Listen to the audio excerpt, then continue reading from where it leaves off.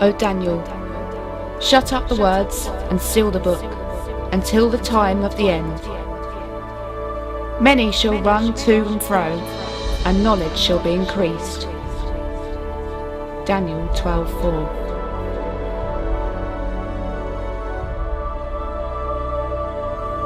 It's the best-selling book of all time.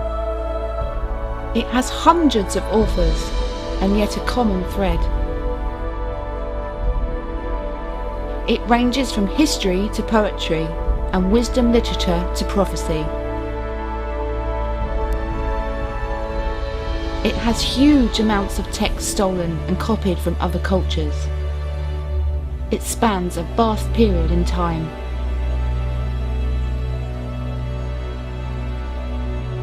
Today, over 1 billion people still believe it to be the Word of God. And yet it is claimed that the Bible has a hidden and secret message sent from the divine for mankind.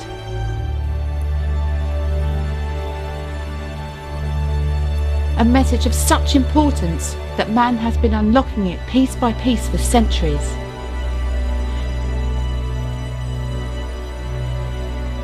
Today, computer technology has been employed to unravel the vast code.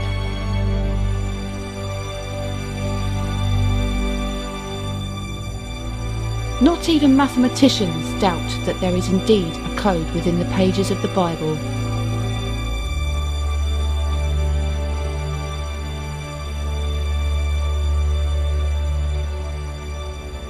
If there is a message in the pages of that ancient book, and it has indeed been sent by God, then it truly is a message the whole of mankind should hear.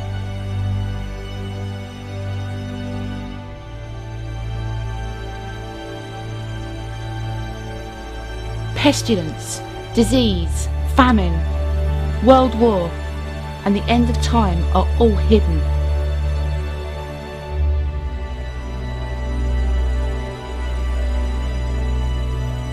Are you afraid to hear the word of God?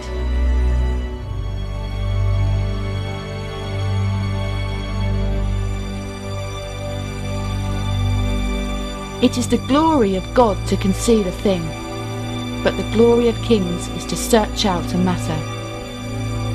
Proverbs 25:2.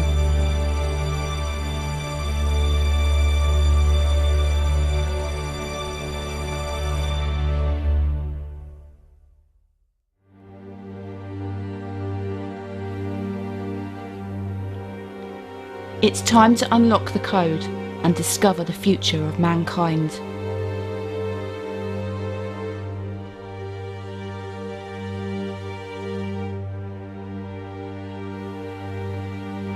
The Bible is full of prophecy, some of it literal, some of it hidden in metaphor.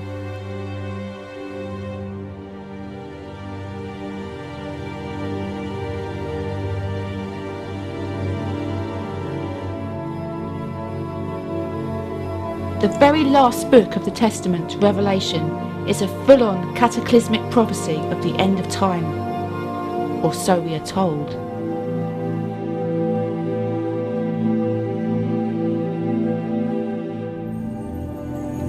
But even this has different interpretations, with many scholars simply pointing out that John the Divine was in fact just talking about his contemporary world of Romans and battles for control of the Holy Land.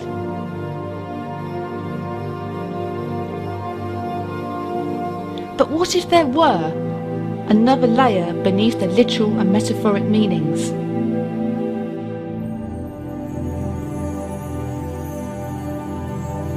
What if there was, in fact, a hidden and secret code, not written by man, but by God himself?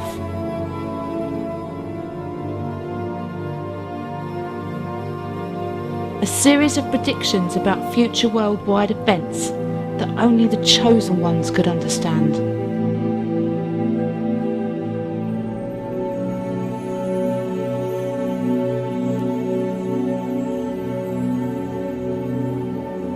Today, most people know about the Bible Code because of the international best-selling book of the same name.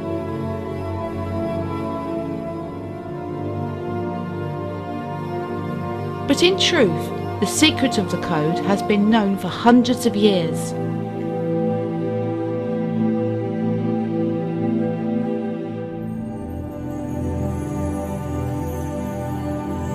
It is also known as the Torah Code, due to the fact that the main code is found in the books of the Torah, which make up the important Hebrew elements of the Bible.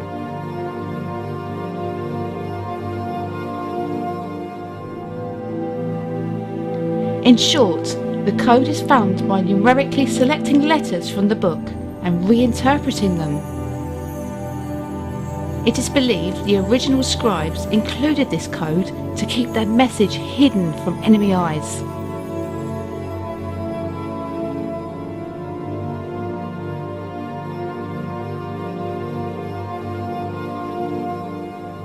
A simple example is to take every 50th letter from Genesis. The word Torah is discovered again and again. Repeat this process in Exodus and the same thing happens.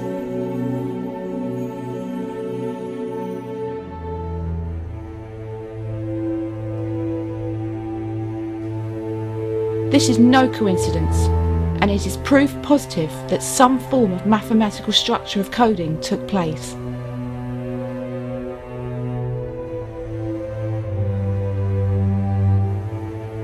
Chance alone, so say the scientists, does not explain the profundity of the coding.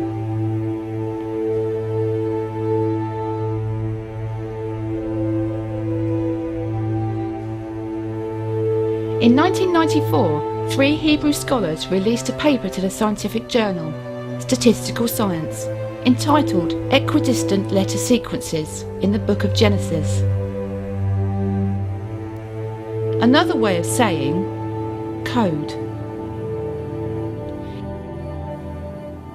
It was the strongest evidence, yet there was a code hidden in the Bible. In this case, a series of names.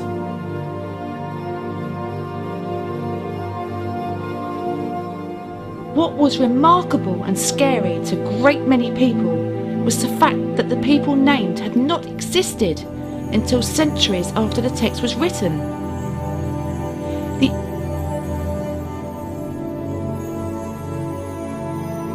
The information related to biographical data about several famous rabbis. The method used, equidistant letter sequencing, is now known as ELS, and a whole host of people have been working hard at unlocking the secrets with it.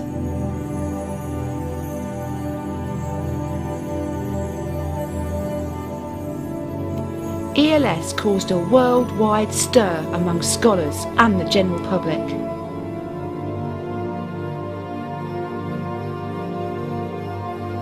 Slowly, 2 camps formed. Those traditionalists that believed the method could only be used in the Torah, and those that believed it could be used with other texts. The reason for believing ELS can only be used on the Torah is because it was supposedly the direct word of God, letter by letter, written down by Moses.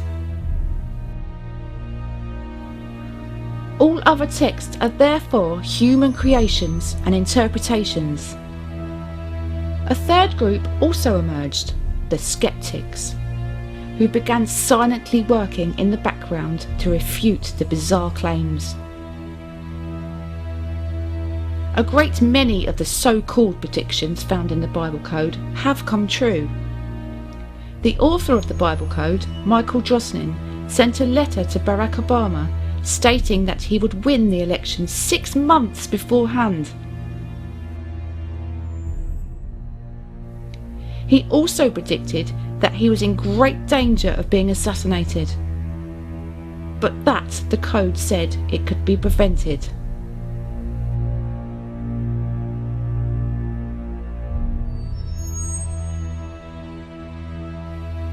As Drosnin states on his Bible Code 3 website, the code had already predicted the elections of Bill Clinton and George Bush.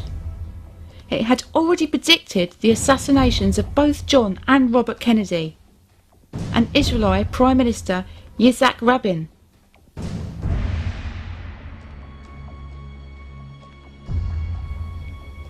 Every detail of September the 11th, 2001 was encoded in the ancient text.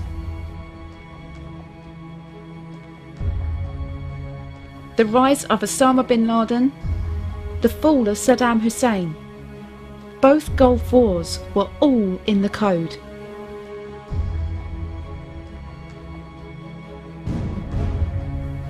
Everything from World War II to Watergate, from the Holocaust to Hiroshima, from the Great Depression to the current global economic crisis, was encoded in the Bible.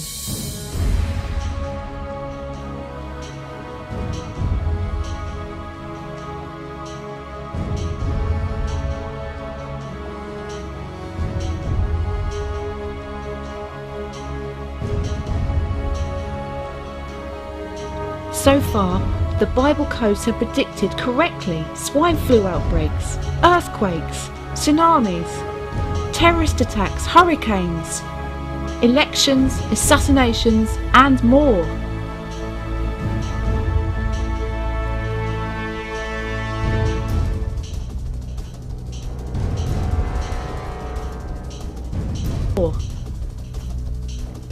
So how exactly does ELS work? To begin with, you have to choose a starting point. This is basically selecting a letter.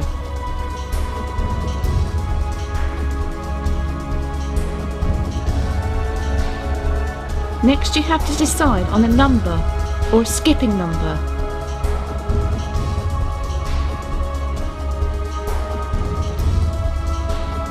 Then you simply skip that number of letters again and again.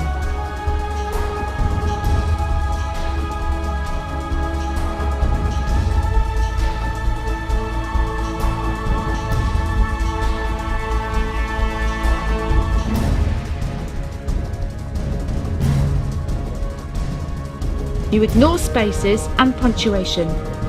Then, like a word search game, you test up, down, across and diagonally to see if a word or series of words appears.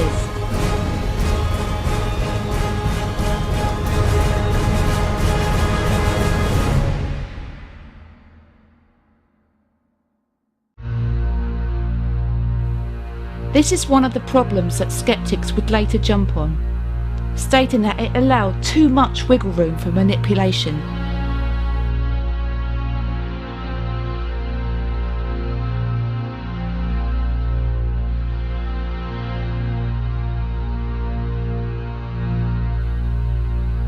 The strange thing is, ELS also works in English and other languages.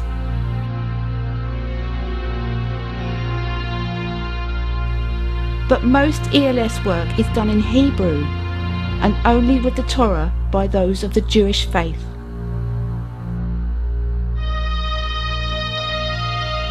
Once we have discovered a word using ELS, we must then move forward to discover if it makes up part of a natural sentence or message.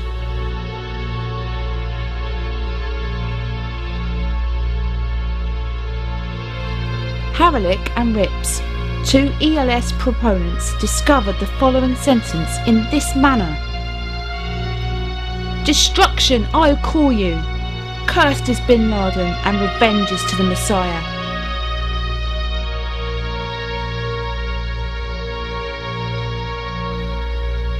The longer the message, the greater the mathematical proof that it was intentionally placed there.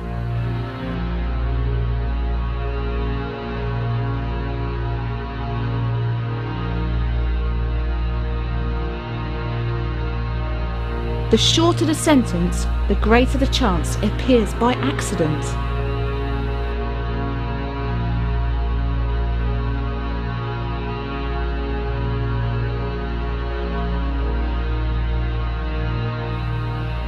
So is there any history to back up the existence of prophetic codes within the Bible?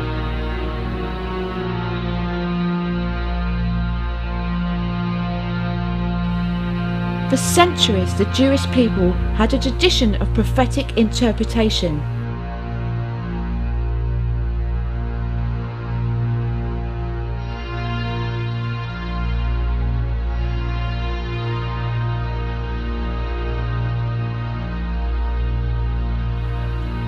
John the Baptist was a prophet himself,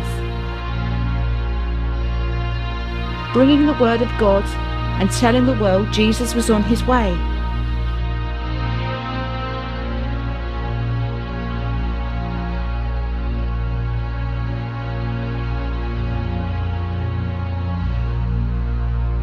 In fact, the Bible is full of prophets.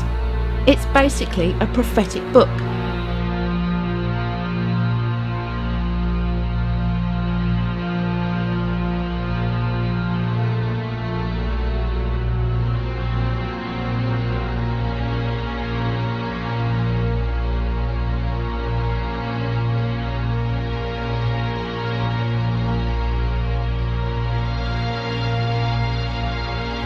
There are problems though.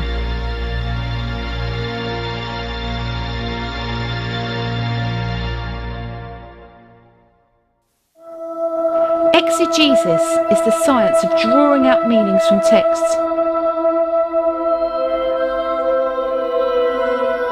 Interpreting the words and sentences.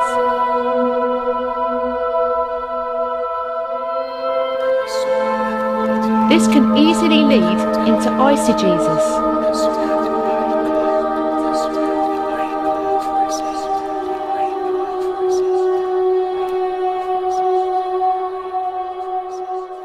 Which is putting meaning into those same words and sentences.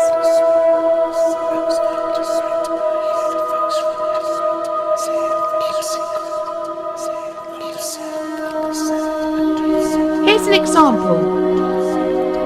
In the New Testament, Jesus is said to walk on water. In a literal interpretation, we have a divine miracle. The Son of God reveals to mankind that he has the power of God to impress them.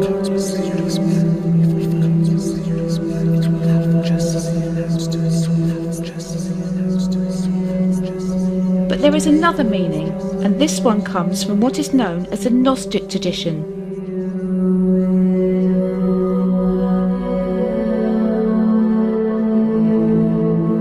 Gnosis means, simply, knowledge, and is a divine, intuitive kind of knowledge.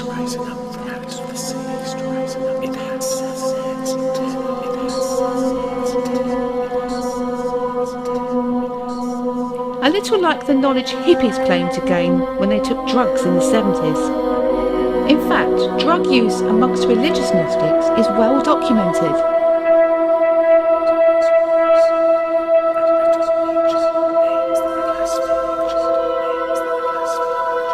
The Gnostics wrote an awful lot of the New Testament, and a lot of texts that were not allowed in the Bible, such as the Gospel of Mary or the Gospel of Judas. They gave us meanings for the fables in the Bible, and one of those is that Jesus was a symbol of all mankind, but one who had achieved perfection.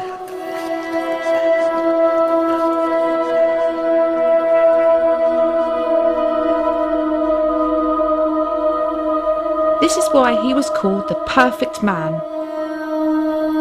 Each generation of Gnostics had a perfect man or teacher of righteousness they all looked up to.